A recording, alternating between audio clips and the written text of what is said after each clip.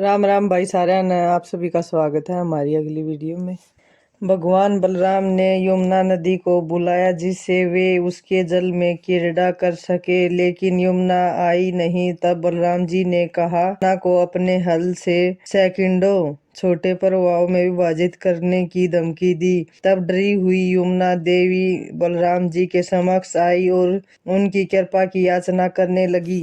जब उनके प्रिय कृष्ण अक्रूर के साथ रथ पर सवार होकर वृंदावन से प्रयाण करने की तैयारी कर रहे थे, तब गोपियों ने उन्हें जाते हुए रोकने के लिए देवताओं से कुछ प्राकृतिक आपत्ति खड़ी करने की प्रार्थना की। जब यह सफल नहीं हुआ तो उन्होंने स्वयं जाकर रथ को रोकने की कोशिश की। उद्धव कृष्ण का संदेश गोपियों को देने के लिए वृंदावन आए, किंतु राधा रानी कृष्ण के विचारों में इतनी मगन थी कि वे एक भोरे को संदेश वाहक समझकर उससे बातें करने लगी। कृष्ण तथा बलराम मथुरा नगरी में पहुँचे। भगवान कृष्ण ने चाणूर को हाथों से पकड़ा और उसे कुछ बार गोल गोल घुमाया और जोर से जमीन पर पटका। उसके वस्त्र, बाल, माला तथा बिखर गए और वह उत्सव के बड़े खंभे की तरह भूमि पर गिर पड़ा और मर गया। भगवान कृष्ण ने आसुरी राजा कंस को उसके सिंहासन से खींचकर नीचे गिराया। वे उसकी छाती पर चढ़ गए और उससे मुक्के से बारंबार मारा। अंत में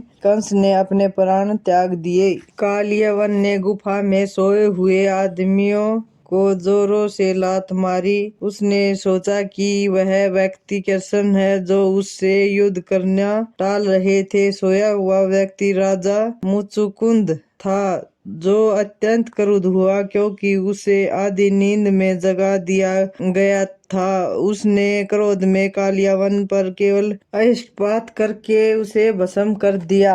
रुक्मणी के स्वयंवर समारोह में कृष्ण ने राजकुमारों की सभा में से रुक्मणी का हरण उसी प्रकार कर लिया जिस प्रकार एक शेर सियारों के बीच में से हिरण को उठा लेता है। स्वयं तक मणि को चुराने के लिए कृष्ण पर लगाए गए झूठे आरोप का प्रायश्चित करने के लिए सत्यजित ने कृष्ण को वह अमूल्य मणि दी और साथ में अपनी सुंदर कन्या सत्यभामा भी। भौमासुर अपना त्रिशूल फेंक सके उसके पहले भगवान कृष्ण के सुदर्शन चक्र के द्वारा उसका सर काट दिया। अपने मित्र सुदामा को अपनी प्रियतमा के पलंग पर बैठाने के बाद भगवान कृष्ण ने उसे अपने सम्मान के साथ विविध वस्तुएं प्रदान की और स्वयं उसके पांव पखारे। राजा युधिष्ठिर द्वारा संपन्न किए जा रहे भव्य राजसूय यज्ञ में कृष्ण ने अगर पूजा का सम्मान प्राप्त किया। शिशुपाल भगवान कृष्ण का अत्यंत द्वेषी था और वह उनका लगातार अपमान करता रहा। अंत में कृष्ण ने अपने तीक्ष्ण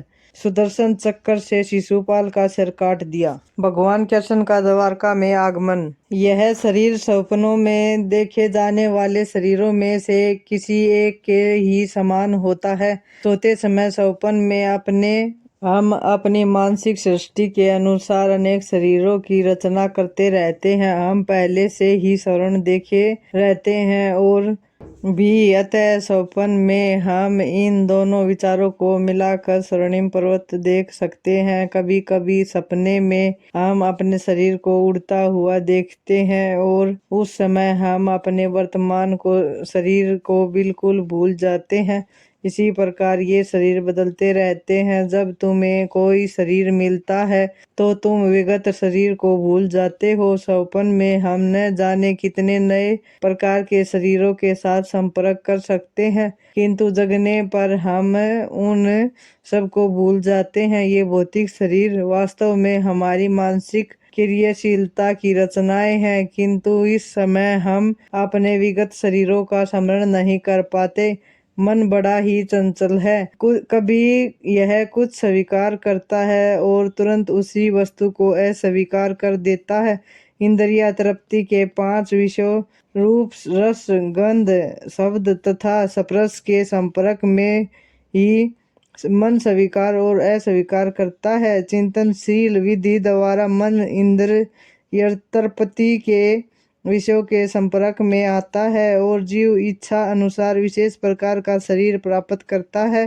इस प्रकार शरीर भौतिक प्रकृति के नियमों द्वारा प्रदत्त एक उपहार है।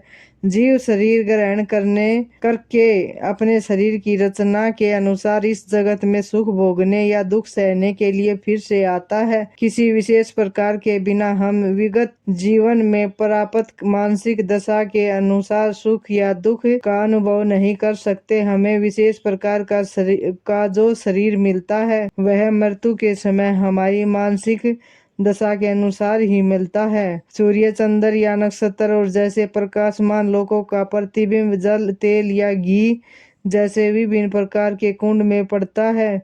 यह प्रतिबिंब पात्र की गति के अनुसार हिलता डुलता है। चंद्रमा का प्रतिबिंब जल पर पड़ता है तो और जल के ही हिलने से चंद्रमा पर भी हिलता प्रतीत होता है, लेकिन वास्तव में चंद्रमा हिलता नहीं। इसी प्रकार मानसिक कल्पना मनोधर्म से जीव विभिन्न प्रकार के शरीर ग्रहण करता है।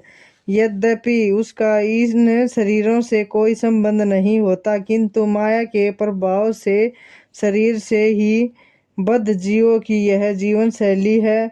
मान लो कि कोई जीव इस समय मनुष्य शरीर को प्राप्त करता है। वह सोचता है कि वह किसी मानव समुदाय या किसी विशेष देश या विशेष स्थान से संबंधित है। वह अपनी पहचान उसी रूप में करता है और व्यर्थ ही दूसरे शरीर की तैयारी में जुट जाता है जिसकी आवश्यकता नहीं रहती। धन्यवाद। खुश रहें, मस्त रहें।